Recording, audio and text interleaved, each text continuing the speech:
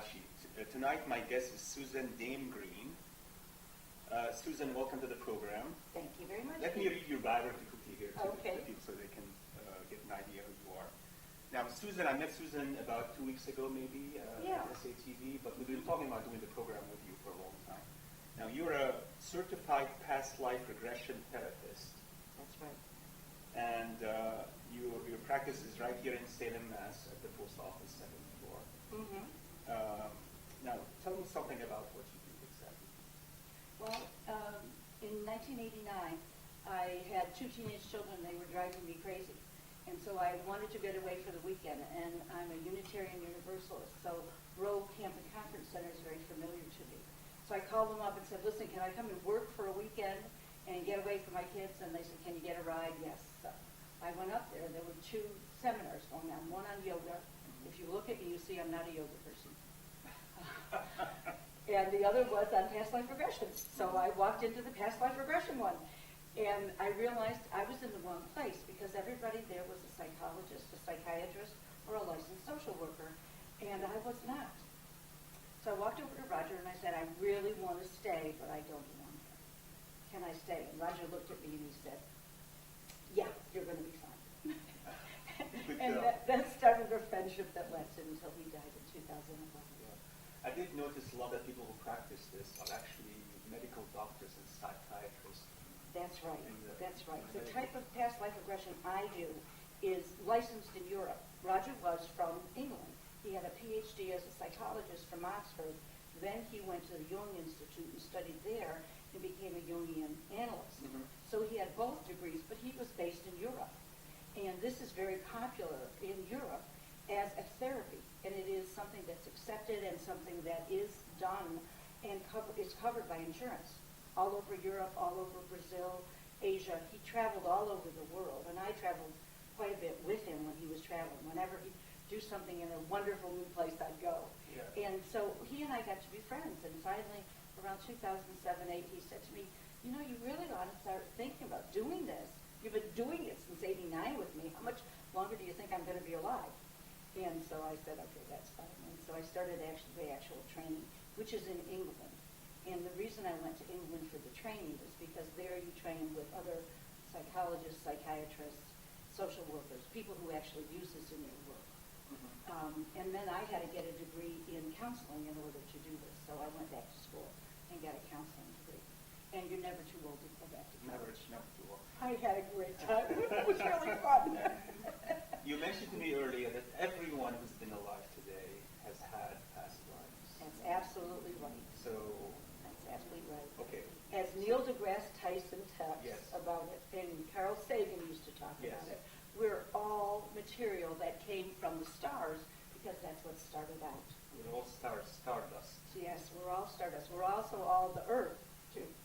But the short scoop is people have one life and you learn from it.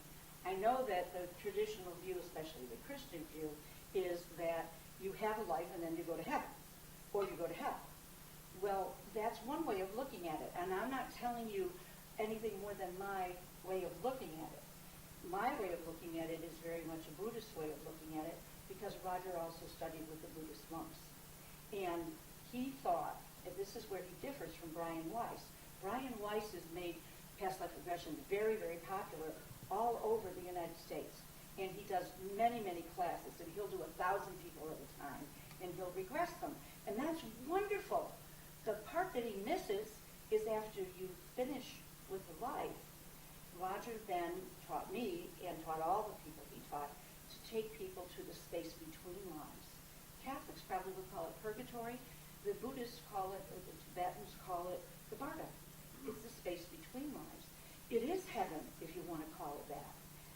You go there, you meet with all the people that you've traveled with before because you travel with the same soul group. Do you have the same memory as you had when you were alive? Do you have the same experiences in your mind when you actually carry all the lives with you, and you meet with the people who've traveled through all those lives with you. Including people you don't like?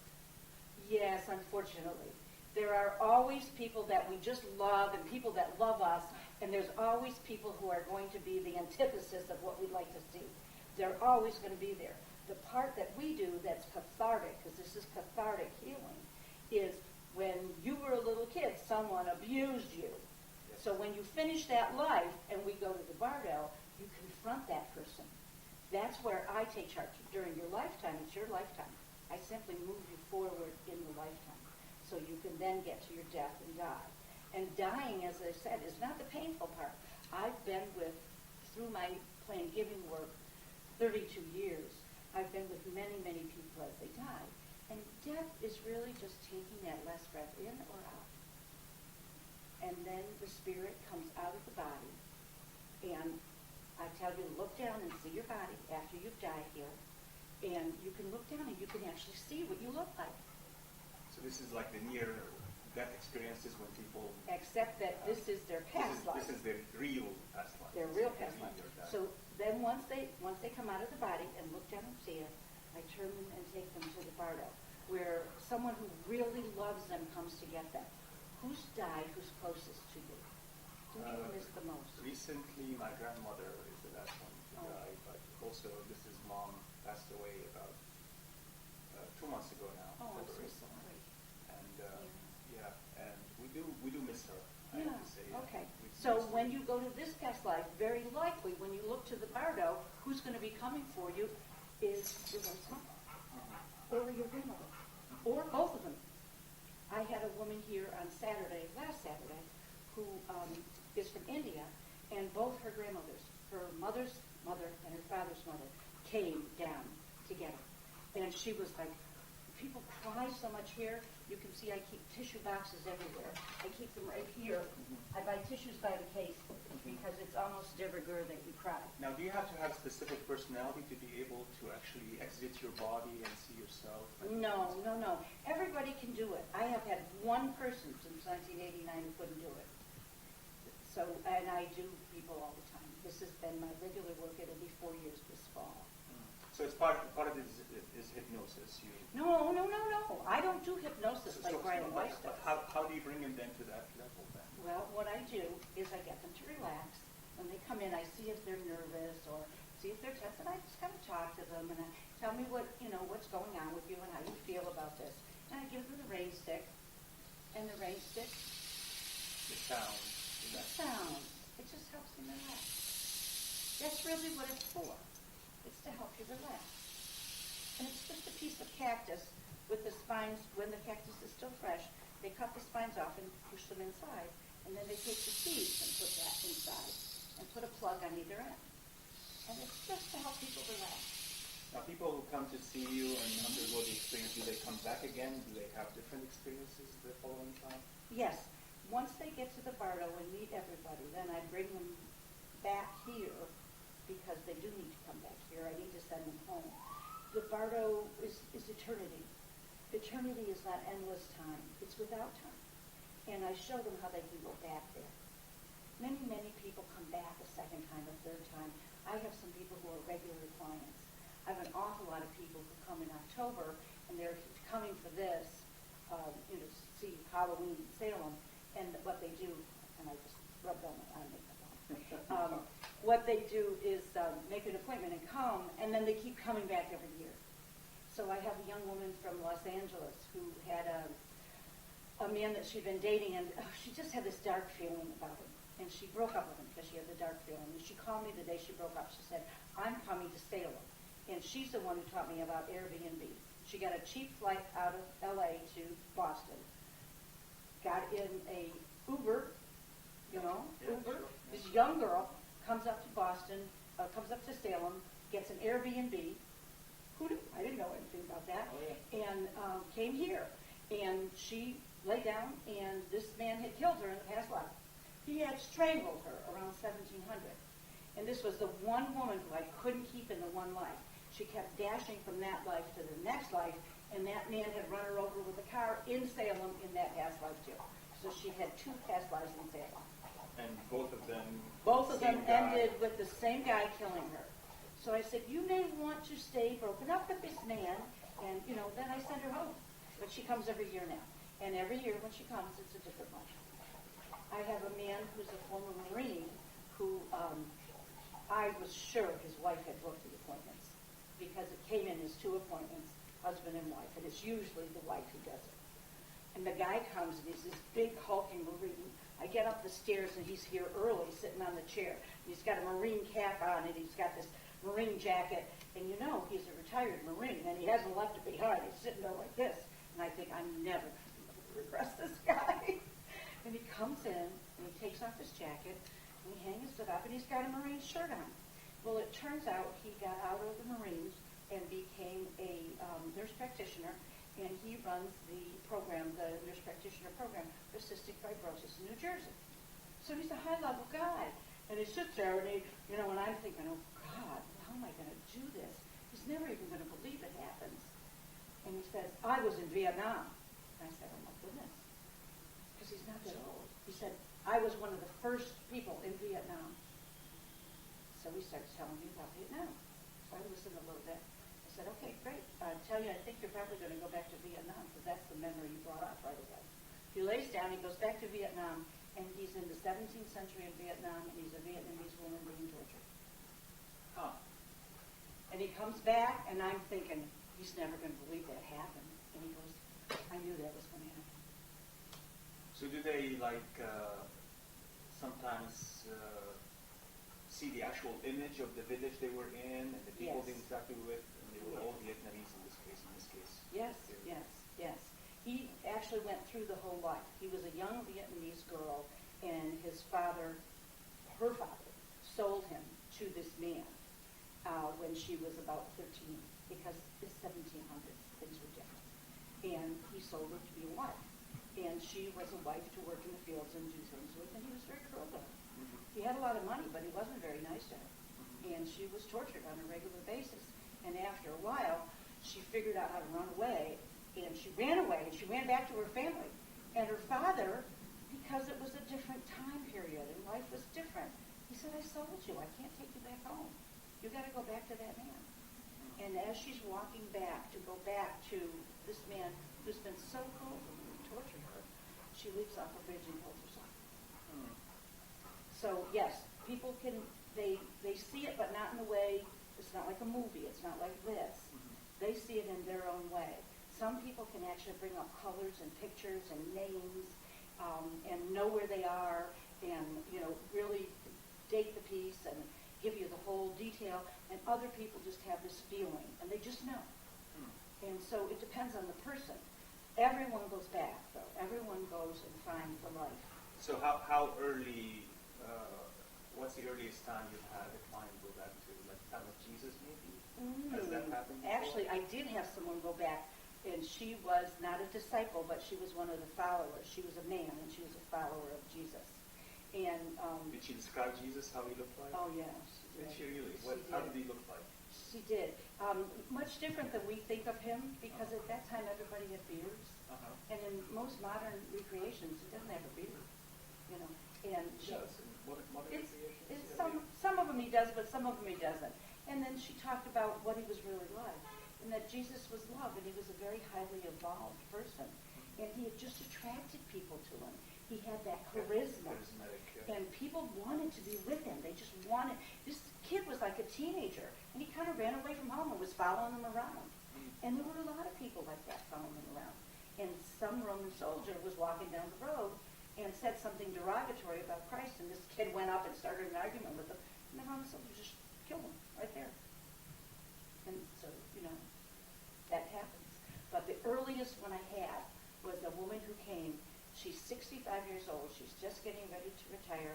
She has worked for 40 years at a Toyota plant in Kentucky. Think of a woman, engineer, in a Toyota plant in the South. She's gotten more heat than you can possibly imagine.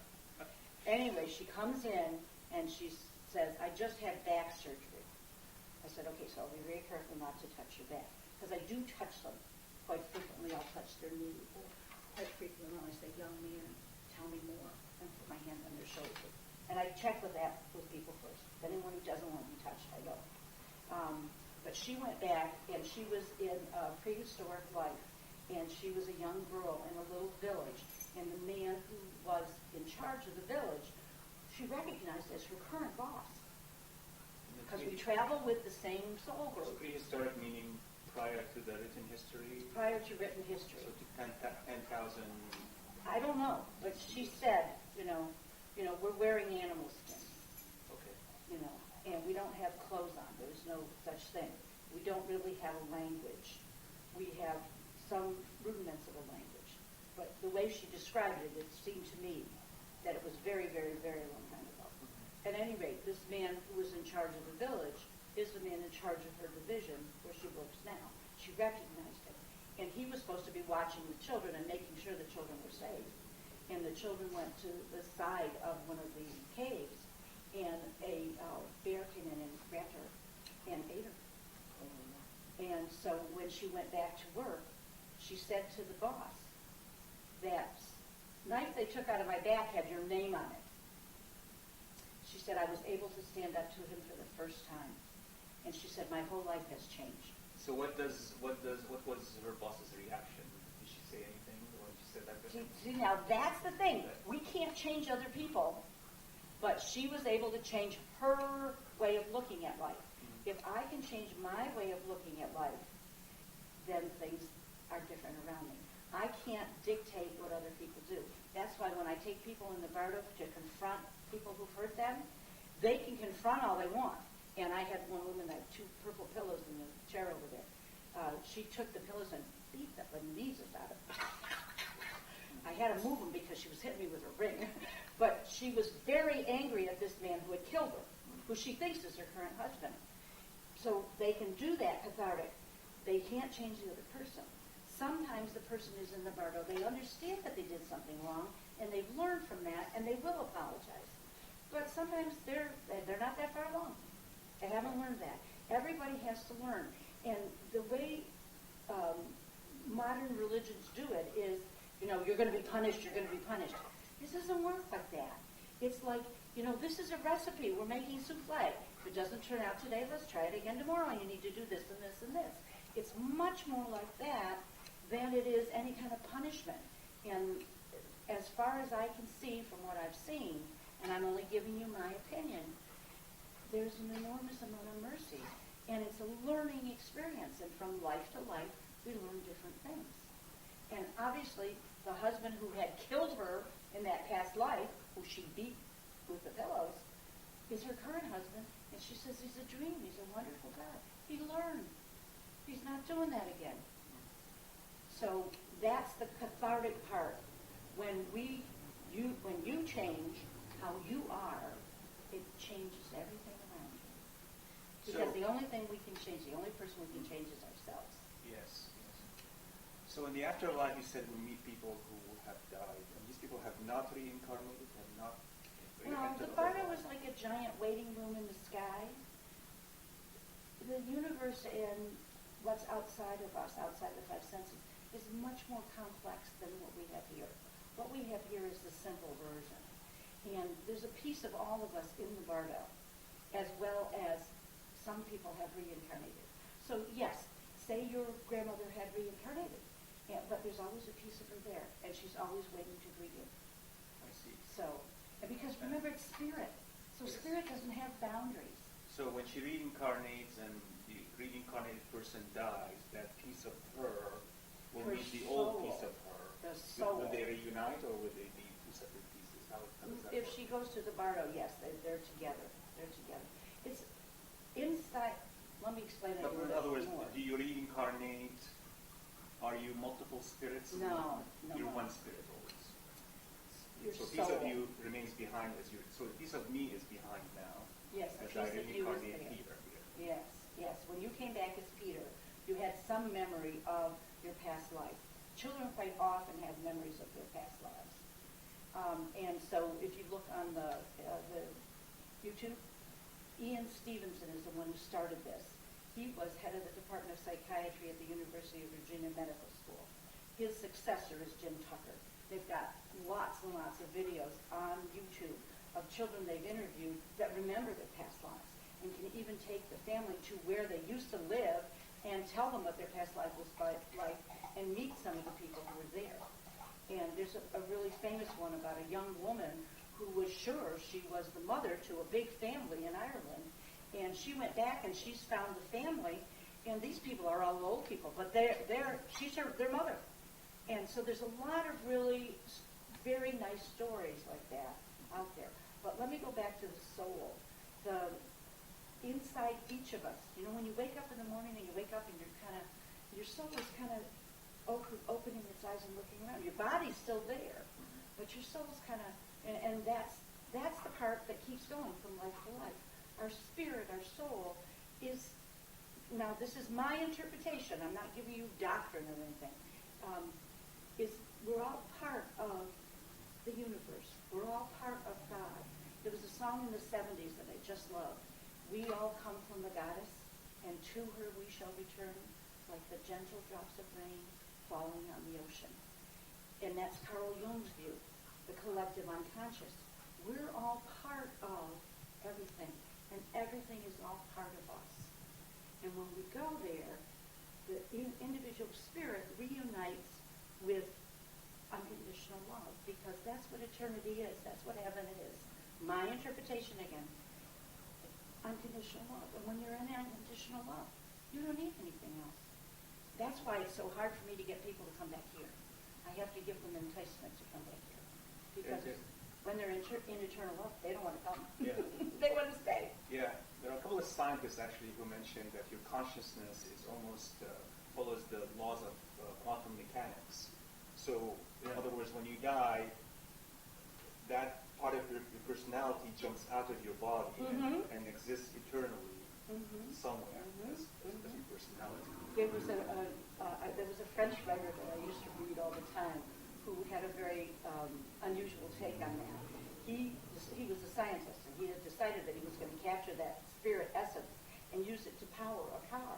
And so he did. He captured the spirit essence, and he was using it to power the car. But everybody who rode in the car just cried and cried and cried and cried because the spirit was so sad and so upset. And there was a button that he pushed, and as soon as he pushed the button, everybody was like, "Oh wow, he feels so much better." Well, he released the spirit. But that's just a myth. You can't really capture the spirit. The spirit is something ethereal. It's not of this world. Because the reality is, my view again, we're not of this world. We come to have a human experience so we can learn something. Like, don't kill your wife, or, don't beat your children, or be kind to people, or whatever it is we've come to learn. And once we learn that, we can pass on. But that's how we have to have a human experience, a human body.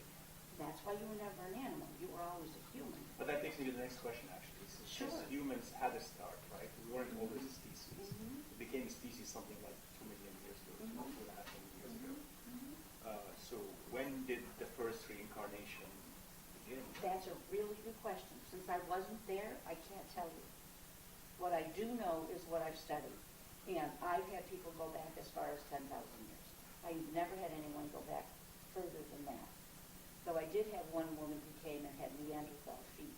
But what we figured out, it was not Neanderthal feet. She was in Africa, and she had caught a virus from the soil that deformed her feet. It was different. It wasn't really what she thought at first. And they tell you, as people tell me, as they go in. I go in and I want to say what I think. Well, I don't say what I think at all until we get to the Bardo. And then when they come back, they tell me what they think. And I'm just startled. Yeah. I'm always so startled. now you mentioned, let me go now to your method of inducing people into this afterlife. So Past life. Past life. Sorry. That's all right. Yeah. So how does this work? It's really pretty simple. And remember, it's like anything else. The first time you kissed a girl, you couldn't figure out where to put your nose. Now you've got it down pretty good, right? Yeah. And so I've been doing it since '89. So to me, it's very simple. So what I do is I help people relax. And I time my sessions. People pay for my sessions by a session. They don't pay a particular amount of time. The woman who was here on Saturday came at 10 and left at 1:30 because she needed that much time. So usually we can do it in 2 to 2.5 hours. But people leave whatever time they need to relax. And do they come in usually nervous? They come in nervous? Everybody comes in nervous. Yeah, everybody comes in nervous. some people are nervous just a little tiny bit. Other people are Jumping, dancing around the room. Right. So if they start dancing around the room, I say, just play with this for a little while. Yes. And this is the rain stick. This is lovely, yeah. And it just helps them relax. That's all it does. And then if they're having a particularly hard time, this is a singing bowl. This is for my little bag of tricks. And Very Buddhist. So. yes, it is. Yeah. It's Tibetan, and it's a Tibetan monk's bowl. And the monks go around and they beg for their food. And what they do is it's much more basic than the Catholic Church or any church where you go and you give an offering. This is the monk will pray for you and you give him food. And that's how he eats. And when the food bowl is full, he goes home and eats. But he goes around every day, and I'm sorry, I'm losing the word. There are young women who are monks too, but that's not the right word. But at any rate, they all go around and they'll trade their prayers for food. That's how they get fed. And so this is a traditional monk's bowl, and it's just a very calming sound. Do people close their eyes when you do this usually, or do they? Voluntarily. Do they go into a trance eventually or something? Oh, no. They It's not don't a go into trance. No, they're awake and aware the whole time. They lay on the sofa, and I talk them through a series of very simple exercises. Tighten up all the muscles in your arms and your shoulders. Tighten up, hold, and feel the relaxation when you let go. And I get them to do that for their whole body. They relax. And then I tell them, you spent a lot of time and money and effort getting here. The sign is on the door. The telephone is turned off. You're recording this whole session. And it's up to you now. You need to use your active imagination, and we're going to go across a bridge. There's several ways I can do it, but you were mentioning the Rainbow Bridge. Rainbow, yeah. Yeah. So I say, just pick any bridge you like. Whatever bridge comes into your mind, that's the bridge. And start walking across the bridge. Notice that the bridge is sturdy, and you're going to make it across just fine. Now notice what the bridge is crossing over. And walk across the bridge. And when you get to the other side of the bridge, step off the bridge and look down and see your feet. And they've got their eyes closed, and they look down and they see their feet, and they're in a past life. I'm absolutely amazed how 99% of them go. Once in a while, I'll have somebody who has a little trouble. So they say, okay, get up, go to the bathroom, come on back, we'll start again. And then I do another type of induction. It's called Round the World. So you see a spinning globe ahead of you. And you can easily see the different countries, and you can see as it turns. And one of them will call out to you. I had a woman who came who loved Ireland. She'd been traveling there several times, and it didn't work to do the cross the bridge. So I said, turn it. She was on the cliffs of Moher in Ireland as soon as she came down.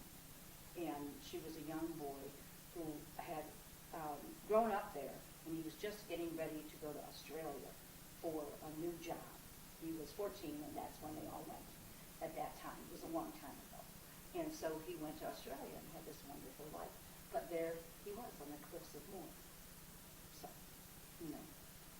And they just go in. It's really not that hard. It's like anything else. After you do it a couple of times, I'm kind of used to what their fears are and what their objections might be, and we cover them before we even have them laid out. Yeah. So we're running out of time here, Okay, so I just want to thank you so much for having us in your lovely office. Thank you very much for coming. This has Such a been a wonderful, delight. delightful to meet you too, Susan DameGreene. Yeah. And I'd like to say that if anybody wants to come, if they mention this video, they can have a 20% discount. that's wonderful. Yeah, so.